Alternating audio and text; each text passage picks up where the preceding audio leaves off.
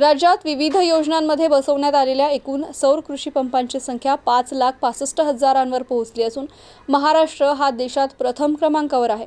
आणखी 5,00,000 सौर कृषी पंप बसवण्यात येणार आहे। सौर कृषी पंप बसवल्यानंतर त्यात काही बिघाड होण्याच्या तक्रारींचं निवारण करण्यासाठी महावितरणानं पुढाकार घेतला असून शेतकऱ्यांना घर बसल्या फोनवरून अथवा ऑनलाईन तक्रार दाखल करता येणार आहे अशी सुविधा उपलब्ध करून दिली जाईल।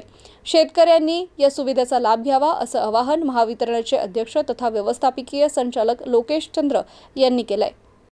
मे महिन्याच्या अखेरीस आलेल्या वादळी वाऱ्यांमुळे आणि मुसळधार पावसामुळे काही ठिकाणी सौर ऊर्जा निर्मिती पॅनल्स कोसळून नुकसान झालंय।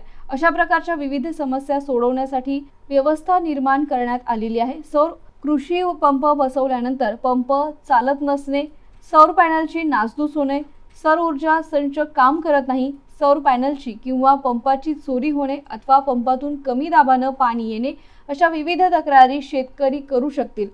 सौर कृषी पंप संचाचा विमा देखील उतरवण्यात आला आहे।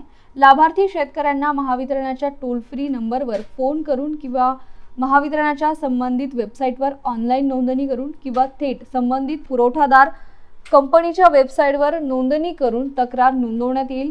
तक्रार नोंदवताना शेतकऱ्यांना सौर कृषी पंपाचा लाभार्थी क्रमांक लिहिला तर पुरेसे आहे। शेतकरी आपला नोंदणीकृत मोबाईल क्रमांक लिहूनही तक्रार करू शकतात। आपला जिल्हा, तालुका, गाव, स्वतःचे नाव अशी माहिती देऊनही तक्रार करता येईल।